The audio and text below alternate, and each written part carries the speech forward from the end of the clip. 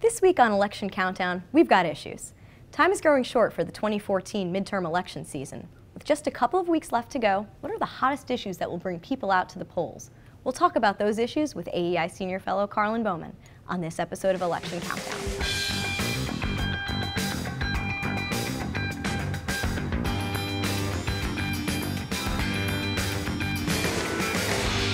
The economy, education, healthcare, foreign policy.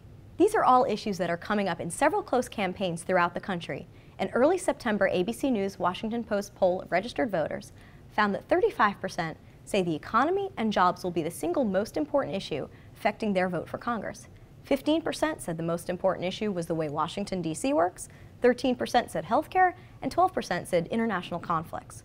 With us this week to discuss some of these most important issues and their potential effects on important elections is AEI Senior Fellow Karlyn Bowman.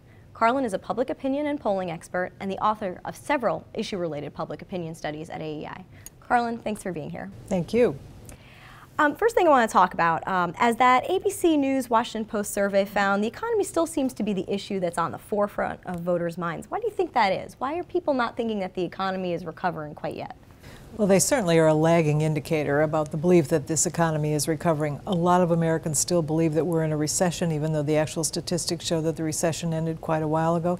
I think people are really beaten down and roughed up by this economy. Yeah. About 4 in 10 Americans say that they or somebody in their families lost a job in the last 5 years, so it's no wonder that the economy is the top issues for voters.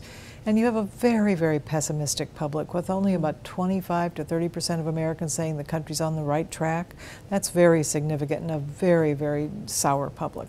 Yeah, now there's a new CBS News New York Times poll from mid-September that showed that only 4% of people said that the economy's condition is very good. However, 4 in 10, 40%, rated it as fairly good. Should we take that as a sign that people are getting to be more optimistic?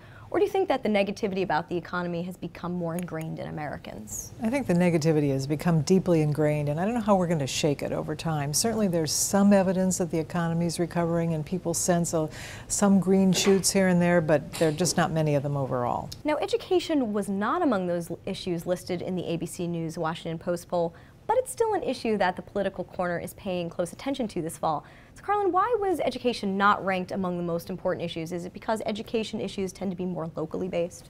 Education issues are more locally based, and also not that many Americans have children in school or in college, and so I think that's another reason why it tends to not be mentioned as one of the top issues overall. But we are watching it fairly closely in a number of races.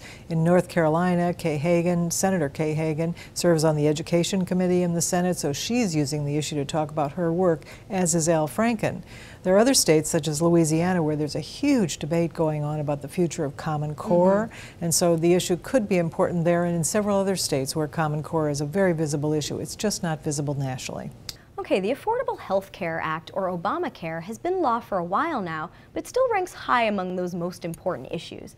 A recent Kaiser poll found that 63% of Americans say that Congress should work to improve the law, while 33% say it should be repealed and replaced. Karlyn, we talked about this with Norm Ornstein a few weeks ago, but do you see signs that Americans are starting to accept the Affordable Care Act as settled law?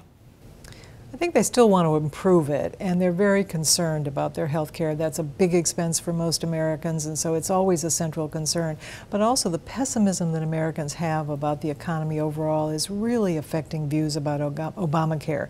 People think their own premiums could go up. That may be a big story in October, and if so, it could affect elections.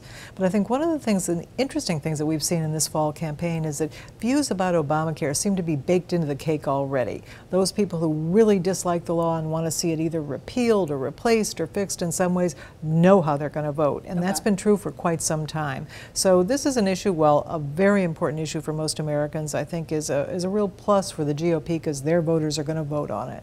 Now, those people who say that health care is their most important issue that they're voting on, do we have any idea if those are the people who really support repeal and replace?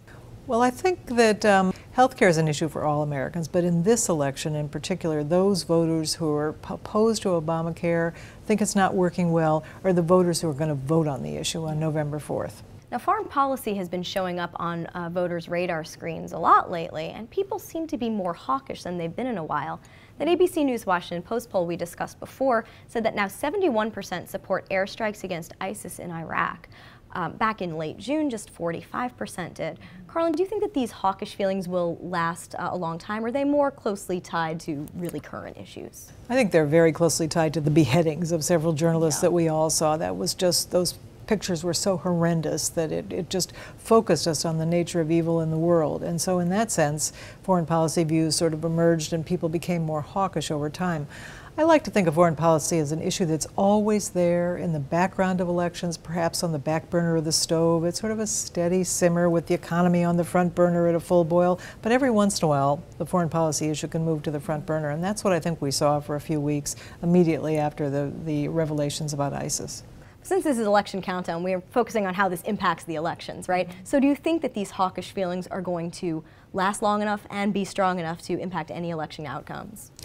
They'll probably affect some election outcomes. I haven't seen evidence that ads are being run on this at this particular point, though I'm sure that they will be.